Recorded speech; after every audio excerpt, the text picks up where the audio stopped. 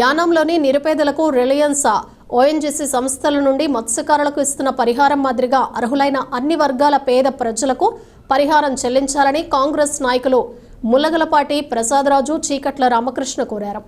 గురువారం స్థానిక దోబీ స్ట్రీట్లో కాంగ్రెస్ పార్టీ నాయకులు దున్న చక్రవర్తి, పిన్నమరాజు, వెంకట సుబ్బరాజులతో కలిసి వారు మీడియా సమావేశం నిర్వహించారు. ఈ సందర్భంగా వారు మాట్లాడుతూ యానాంలోని మత్స్యకారులకు ప్రతి ఏడాది చమురు సంస్థలు ఒక కులం వారికి పరిమితం చేస్తున్నారని, అయితే సదరు చమురు సంస్థలు మిగిలిన కులాలకు ఎటువంటి పరిహారం చెల్లించడం లేదని, చమురు సంస్థలు ఏర్పాటు వలన సమీప ప్రాంతంలోని అన్ని వర్గాలకు నష్టం కలిగినప్పటికీ మిగిలిన కులాలకు పరిహారం ఇవ్వాలని అధికారంలో ఉన్న నాయకులు సరైన చర్యలు తీసుకొని కారణంగా ఈ కులాల వారు తీవ్రంగా నష్టపోతున్నారని అన్నారు.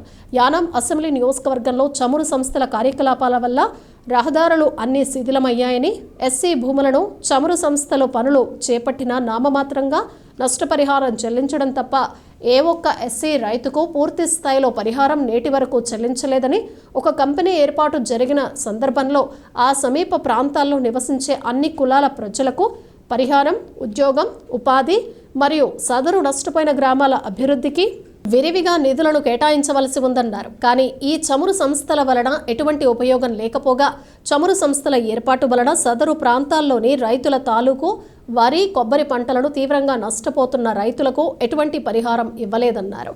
ఆ ప్రాంతాలలో నిరుద్యోగులకు ఉద్యోగ భద్రత కల్పించలేదని విమర్శించారు.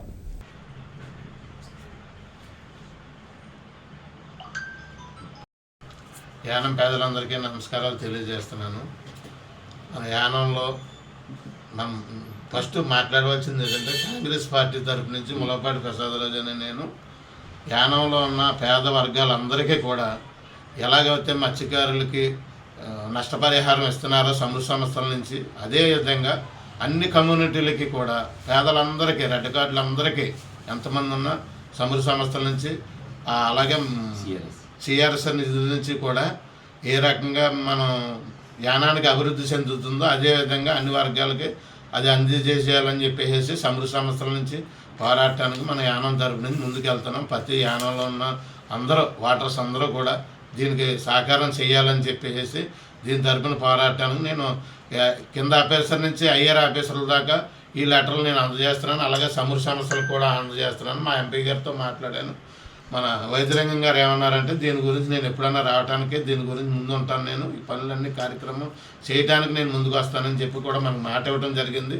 అదేవిధంగా అందరూ యానంలో ఉన్న వాళ్ళు అందరూ కూడా దీన్ని సహకారం చేయాలని కోరుకుంటున్నాను. కాంగ్రెస్ నాయకులు చీకల రామకృష్ణ మాడుతున్నాడు. యానం గురించి మాడుతున్నాం. సిఆర్ఎస్ నిధుల నుంచి నష్టపరిహారం ఓన్లీ అగ్నికుల క్షత్రియులుగా కాకుండా మొత్తం అన్ని కమ్యూనిటీస్కి కూడా ఇవ్వవలసిందిగా యానం కాంగ్రెస్ పార్టీ నుంచి వైద్యలింగం గారి ద్వారా ఆయన పిలుపు మేరకు కాంగ్రెస్ పార్టీ నాయకులు అందరం కలిపి, ముల్లగపాటి ప్రసాదరాజు గారు చెప్పిన విధంగా మేము అందరం కలిపి యానంలో మొత్తం ప్రతి కమ్యూనిటీకి కూడా ఈ నష్టపరిహారం అందాలని చెప్పేసి మేము మనస్ఫూర్తిగా కోరుకుంటున్నాం.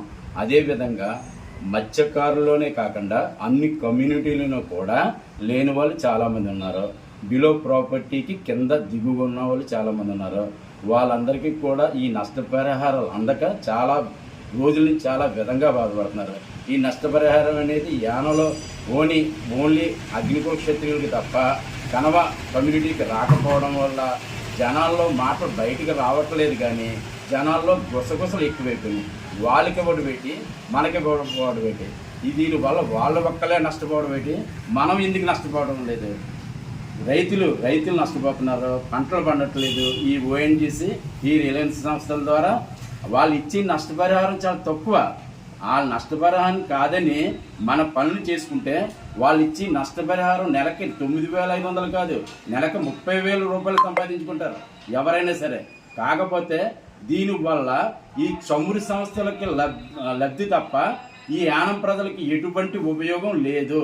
కాబట్టి దయించి ఈ గవర్నమెంట్ ఈ యానంలో మొత్తం నష్టపరిహారం అనేది యానంలో మొత్తం అన్ని వర్గాలకి, అన్ని కమ్యూనిటీలకి చెందే విధంగా కోరుకుంటూ కాంగ్రెస్ నాయకులుగా మీ చీకట్ల రామకృష్ణగా సెలవు తీసుకుంటాం.